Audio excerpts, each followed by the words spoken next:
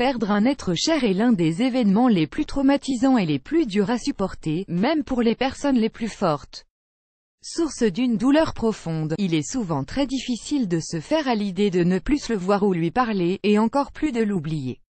Dans cet article, vous retrouverez l'histoire d'une jeune maman qui a perdu son fils, et qui grâce à une sage décision de sa part, a pu écouter battre son cœur 3 années plus tard. Comment? Grâce au don d'organes. Advertisement play current time minuit, duration time minuit remaining time minuit stream type live loaded, 0% progress, 0% minuit full screen minuit mute playback rate un subtitles of captions of chapters raters undefined. Le décès des êtres chers fait partie des lois de la vie que nous devons accepter et assumer. Au moment de sa survenue, nous sommes tous submergés par une douleur effroyable qui nous empêche parfois de réfléchir correctement et nous pousse à agir de manière incontrôlée.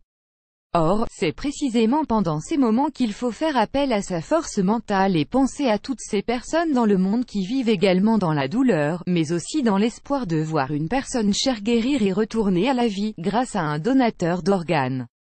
Le don d'organes. En l'entendant pour la première fois, plusieurs personnes ressentent un pincement au cœur et pensent être incapables de le faire elles-mêmes ou de le faire subir à quelqu'un de leur entourage, même après son décès. Mais ce qu'il faut se mettre en tête, c'est que dans le monde, il existe un nombre important d'adultes et d'enfants, qui font chaque jour un effort colossal pour s'accrocher à la vie et que l'on pourrait sauver grâce à cette action noble. The Choice ES Advertising Read Invented by TEADS. Selon l'agence de biomédecine, en 2008, 13 000 personnes ont eu besoin de greffe contre 1500 donateurs seulement, et plus de 200 personnes ont perdu la vie parce qu'elles n'ont pas pu obtenir leur greffe à temps. Il est vrai que d'un point de vue psychologique, la peur du don d'organes est un sentiment normal puisqu'il nous met face à notre réticence à percevoir notre propre mort et à notre attachement à notre intégrité corporelle. La seule manière pour mieux comprendre la nécessité d'un tel acte est de nous mettre à la place du bénéficiaire du don ou des membres de sa famille, qui passent chaque minute de leur journée en angoissant à l'idée de recevoir la triste nouvelle. Fin publicité dans play vidéo play mute current time minuit, duration time minuit loaded, 0% progress, 0% stream type live remaining time minuit playback rate un chapter subtitles of captions of full screen foreground, white, black, red, green, blue, yellow, magenta, cyan, opaque, semi-opaque, background, white, black, red, green, blue, yellow, magenta, cyan, opaque, semi-transparent, transparent, window, white, black, red, green, blue, yellow, magenta, cyan, opaque, semi-transparent, transparent.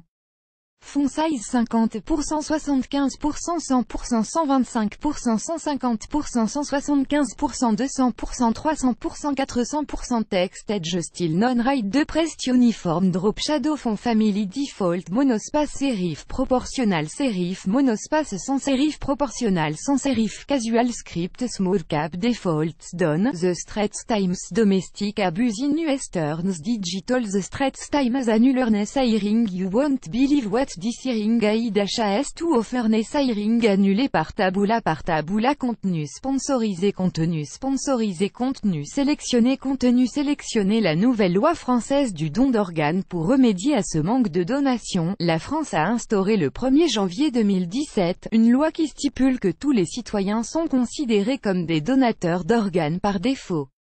Ainsi, toute personne qui perd la vie fera automatiquement don de ses organes. En sachant qu'un seul donneur peut sauver jusqu'à 7 personnes, imaginez le nombre total de personnes en attente de greffe que l'on pourra sauver. Évidemment, cette loi a également prévu un volet pour les personnes qui refusent de franchir le pas. Il leur suffit de s'inscrire dans le registre national de refus ou de remettre de leur vivant un papier signé et daté à un membre de leur famille, où elles expriment leur refus de donner leurs organes. Dans ce qui suit, vous retrouverez le témoignage émouvant d'une maman qui a pu écouter les battements du cœur de son petit, 3 ans après son décès. The Choice ES Advertising Read Invented by TEADS. Plus grand que témoignage. En 2013, cette jeune maman appelée Heather a dû faire face à une des plus grosses pertes de sa vie, celle de son petit bébé Lucas, à peine âgé de 7 mois. Malgré sa douleur, cette jeune femme courageuse a pris la décision de faire don des organes de son petit. Grâce à cet acte humain d'une grande noblesse, le cœur de Lucas a pu sauver Jordan, une petite fille née avec une malformation cardiaque congénitale et qui a passé sa première année de vie dans une chambre d'hôpital, entourée d'appareils qui la maintenaient en vie. Après 3 ans de la greffe, la maman de Lucas a pu rencontrer Jordan et sa maman, qui lui était extrêmement reconnaissante. Pour lui montrer sa reconnaissance, la petite fille l'a laissé entendre battre le cœur de son bébé dans sa poitrine et lui a offert un ourson portant un enregistrement sonore de ceci. Grâce à Lucas et à sa maman, 2 autres vies ont également été sauvées. Ad choice ES advertising in red invented by TEADS plus grand que